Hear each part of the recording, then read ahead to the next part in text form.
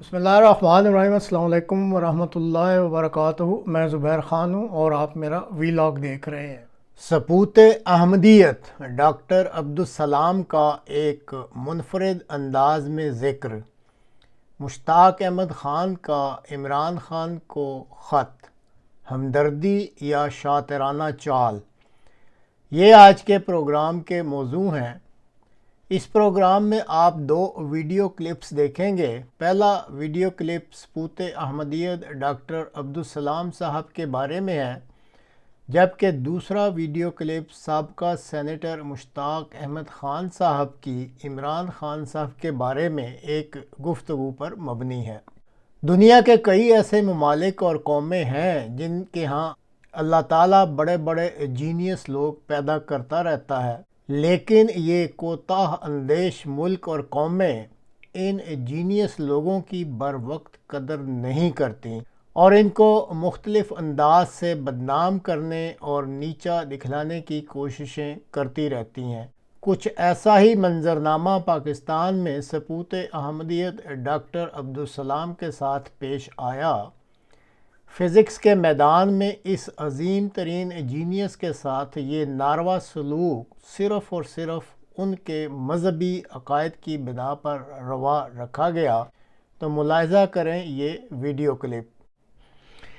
ایک شخص، کئی خواب اور ایک بڑی کائنات۔ ہر قوم، ہر گروہ اپنے وفادار ساتھی کے ساتھ زیادتی کرتی ہے۔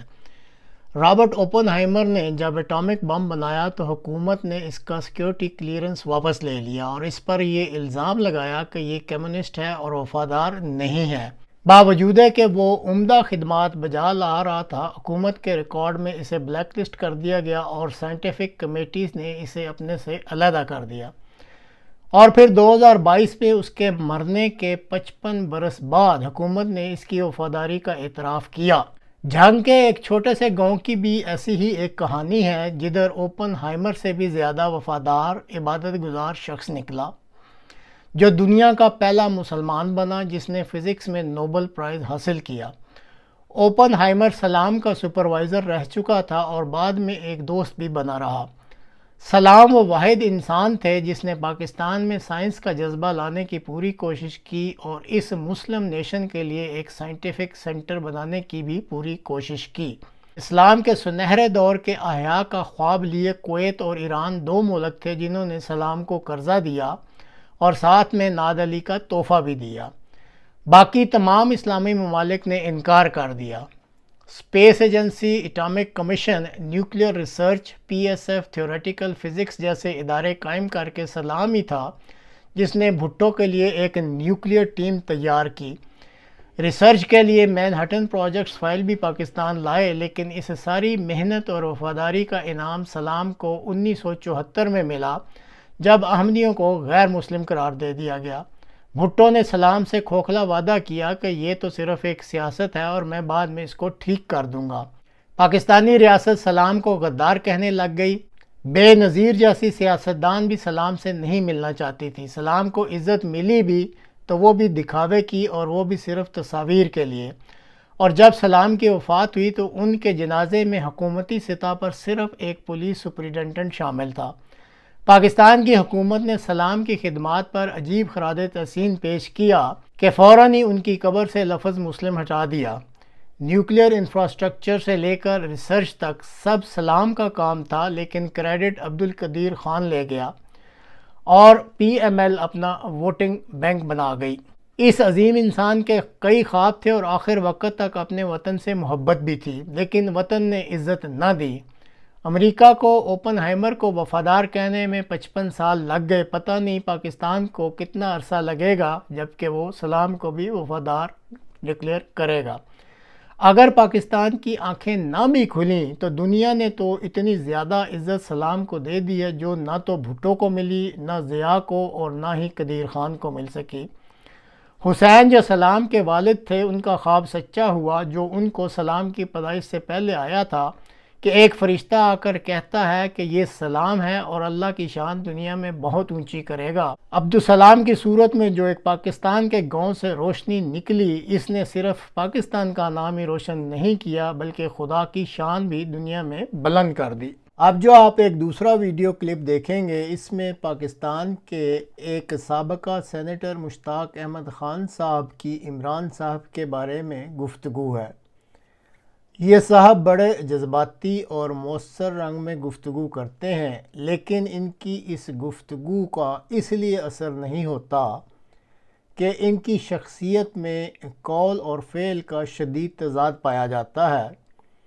بطور سینیٹر اپنے دور اقتدار میں تو انہوں نے پاکستان میں ہونے والی معاشرتی اور مذہبی بنیادوں پر روا رکھی جانے والی ناانصافیوں پر آواز نہ اٹھائی، اور کئی سال یہ سینٹ کے رکن کے طور پر اس حکومت کے مزے لیتے رہے۔ اب جب سینٹ سے باہر ہیں تو میڈیا میں ان رہنے کے لیے انہوں نے عمران خان کو ایک خط لکھ کر اسے میڈیا میں شائع کروا کر عمران خان سے اظہار یکجہتی کا ذکر کیا ہے، اور یہ اپنی ذات میں خود ایک قول اور فعل کا کھلا اور شدید قسم کا تضاد ہے۔ امید رکھنی چاہیے کہ قید و بند کی صعوبتوں کی وجہ سے شاید عمران خان اب تک یہ بات سمجھ چکے ہوں گے کہ کون اصل میں ان کا ہمدرد ہے اور کون صرف شاطرانہ چالیں چلتا ہے۔ تو ملاحظہ کیجئے سابقہ سینیٹر مشتاق احمد خان صاحب کا یہ ویڈیو کلپ۔ بھیج کیا ہے بانی پی ٹی آئی جناب عمران خان صاحب کو، اور اس میں میں نے ان سے کہا ہے کہ اگرچہ آپ کی دوری حکومت میں آپ کے اپوزیشن میں تھا اور ہم پارلیمنٹ میں اپوزیشن بینچوں کے اوپر ایک دوسرے کے مقابل رہے، لیکن اس وقت بانی پی ٹی آئی کے ساتھ جو کچھ ہو رہا ہے وہ چنگیزیت ہے۔ اس پارٹی کو جس طرح کمزور کیا جا رہا ہے، جس طرح ٹکڑے کرنے کی کوشش کی جا رہی ہے، جس طرح اس پارٹی کے لیڈرشپ کو جیلوں میں ڈالا گیا ہے، جس طرح اس کی میڈیا ٹرائل ہو رہی ہے، یہ fundamental rights, democracy, civilian supremacy, civil liberties کے لیے بہت بڑا خطرہ ہے۔ عمران خان کے ساتھ جو کچھ ہو رہا ہے، پولیٹیکل پارٹی جو ان کی پی ٹی آئی، ان کے ساتھ جو کچھ ہو رہا ہے، یہ صرف ان کے ساتھ نہیں ہو رہا، یہ کل کلا ہر اس پارٹی کے ساتھ ہو سکتا ہے جس کے ساتھ اسٹیبلشمنٹ کرنا چاہیے۔ اس لیے ان دا براڈر کنٹیکسٹ یہ پاکستان کے کانسٹیٹیوشن کے لیے خطرہ ہے، سول لبرٹیز کے لیے خطرہ ہے، ڈیموکریسی کے لیے خطرہ ہے، فنڈامنٹل رائٹ کے لیے خطرہ ہے۔ میں نے اس کو کنڈیم کیا ہے اس خط میں، اور میں نے عمران خان کے ساتھ اظہار ہمدردی، اظہار یکجہتی کیا ہے، اور میں نے ان سے کہا ہے کہ میں آپ سے ملنا چاہتا ہوں، اور ملنے کا میرا مقصد یہ ہے کہ میں ان کو انکریج کروں، میں ان کو حوصلہ دوں، اور میں ان کو بتا دوں کہ آپ اس وقت جس گھٹن کے نظام کے مقابلے میں کھڑے ہیں، جس نے انٹرنیٹ کو پانسی پہ چڑھا دیا، جو پریس کے ہاتھوں میں جس نے ہتھکڑیاں ڈالی ہوئی ہیں، جو کنٹرول کٹ پتلیاں انہوں نے حکومت کے اندر بٹھائی ہوئی ہیں، جس نے عدالت کے پر جو ہیں وہ کاٹ دیا، عدالت کو غیر مؤثر کر دیا، اور جو یہاں پہ ڈائسینٹنگ وائسز کو گولیاں چلا کے ختم کر رہی ہے، قتل کر رہی ہے۔ تو میں اس کے لیے اس کے ساتھ اظہار ہمدردی کرنا چاہتا ہوں، ان سے کہتا ہوں کہ یہ جو جدوجہد ہے اس کو جاری رکھا جائے، اور اسی لیے میں نے ان سے ملنے کے لیے یہ خط لکھا ہے اور ان سے ریکویسٹ کی ہے کہ میں ان سے ملنا چاہتا ہوں۔ اچھا سر، ہائی کورٹ سے بھی لوگ رجوع کرتے ہیں اور یہاں سے اجازت نامہ لے کے وہ ملاقات کے لیے جاتے ہیں، تو آپ بھی کوئی اس طرح کا اقدام کریں گے؟ چونکہ ویسے تو ملنے کا کوئی چانس نہیں ہے، نہیں ملنے دیا جائے گا۔